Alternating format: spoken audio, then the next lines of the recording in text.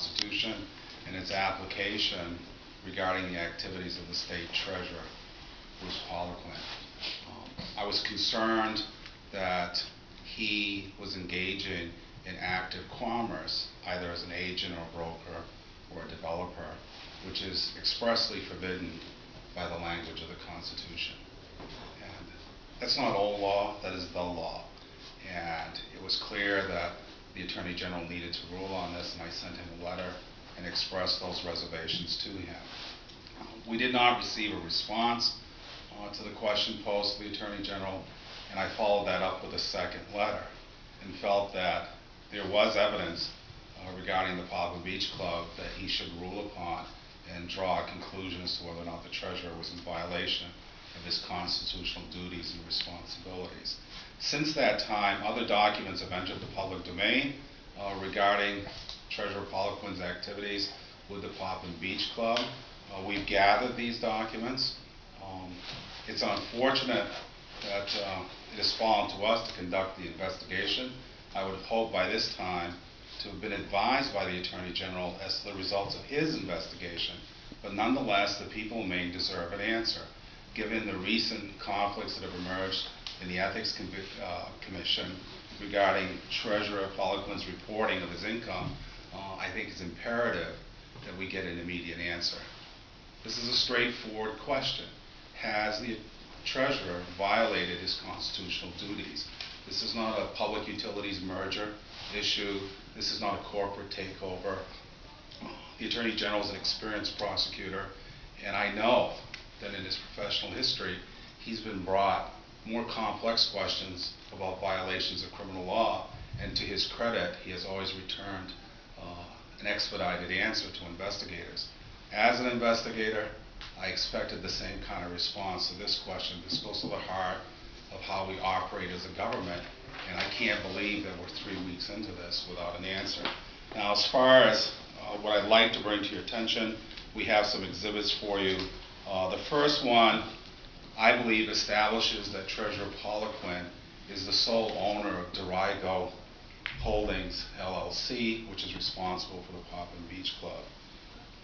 Exhibit B will show that the property, which is a 183-acre parcel in Phippsburg that anticipates 92 residential units to be constructed on the site, is being actively marketed at this point, and the contact person for that marketing is the Treasurer, which, to my mind, as an investigator, and I'll defer to the prosecutor, establishes evidence that he's engaged in improper activity. C are property tax records that clearly establish that Treasurer Poliquin is the business agent and owner for these properties. He has not, to my mind, maintained what is required, which is an arm's length relationship with his business activities. And on D, this is evidence from his application for site development for this $17 million project, and he identifies himself as the fiduciary agent with the capacity to cover the over $1 million escrow account that should be attached to such a development. Now, these are records from the public domain. These are records that exist not only for my review, and therefore has prompted my call again for an answer from the Attorney General, but it's available to the Department of Attorney General to draw their own conclusions.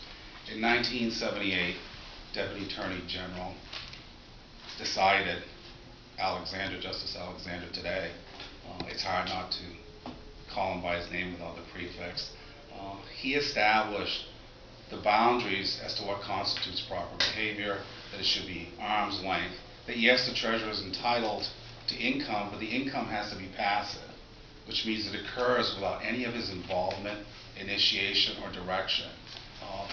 In his account to the Ethics Commission, the Treasurer declares that, for reasons that I believe taunt common sense, the idea that a bookkeeper was the sole repository of authority for this $17 million project. I dare say I have some difficulty reconciling myself with that assertion, and it deserves the attention of investigators and a statement from the bookkeeper to establish if that is in fact the case. So today's attempt is a clear one. We're repeating our call upon the Attorney General to take this new evidence into consideration if in fact it is new to his office. He may have access to other documents, and afford the House of Representatives, and by extension the people of Maine, with the answer it deserves regarding the conduct of its treasurer. Thank you. So why do you think the AG has yet to respond after 2 attempts? I have no idea. I think the facts are clear. There's speculation as to why that might be, and I don't want to speculate. As I said early on, I've approached this as a law enforcement professional. There are questions about his conduct. I've worked with staff. We've gathered facts. I think these facts speak for themselves. I've been cautious not to draw conclusions, but I think the questions are significant. And this is a constitutional question. It doesn't get more important than that. How we interact with each other deserves to be answered. I mean, in essence, I've thrown a flag out on the field. Okay, I'm asking for the men upstairs and the women that work with them to take a look at the video and determine whether or not we're calling it right. And the question seems to call his conduct into question. Now, he's the owner of these properties, so his name is on there, but isn't it possible that he's got other people running the show for him, that maintaining that arm's length? Well, his own declarations in the public domain don't seem to suggest that, other than the fact he says, look, my bookkeeper is handling all this. If he had said accountant, I might have a different impression, but my opinion doesn't count right here. My question counts. If in fact he's created some sort of firewall to immunize and keep himself separate from those business decisions, then he needs to provide that information and the ability to corroborate that with the Attorney General, and then the Attorney General can rule. As I said, Justice Alexander's former opinion seems to suggest that that's a possibility, but it's incumbent on Treasurer Poliquin to establish that he's done that. We're not supposed to guess. We don't have to wonder. He works for the people of Maine. As their representative, I've asked the question. So this is the Popham Woods Condominiums, right? Yes. And he was giving free memberships to be in the Popham Beach Club, and they were looking to expand the beach club by holding like functions for catering year round. Is that a fair, is that part of this? That's a fair representation of the early facts, but as we've looked into it, linked to that business is Dirigo Holdings, LLC, aka Treasurer Poliquin's efforts to develop a significant residential community comprised of condominiums and duplexes. And the documents, and they're not partisan, documents are pretty silent that way, seem to suggest that he's taken an active role in the marketing and development of those units, which appears to me contrary to the constitutional provisions. Can you backtrack just a little bit? Your second request for information was based largely upon the fact that you received no response to your first, correct? The information that you're providing today that is new information is derived in part, I think, perhaps from the Ethics Commission report, and also from information that you were able to develop yourself. That's right. Just curious, if we take this a step further, the Attorney General can offer an advisory opinion on your request, correct? That's what you're looking for. That's right.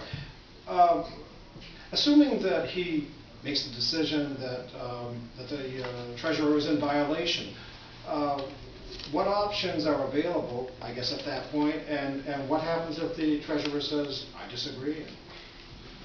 Well, I think it's important, one, for the Attorney General to take the first step. Let's get an answer. Let's determine whether or not the conduct's within the confines of the Constitution. If it's not, there are other statutes that speak about providing notice to the governor, and then it falls upon the governor to determine whether or not the treasurer has faithfully discharged his duties. If that occurs, the governor would be required to declare a vacancy, and then the House would reconsider a new treasurer. But that's far down the road, and I've learned as an investigator not to speculate on outcomes till we get the threshold questions answered.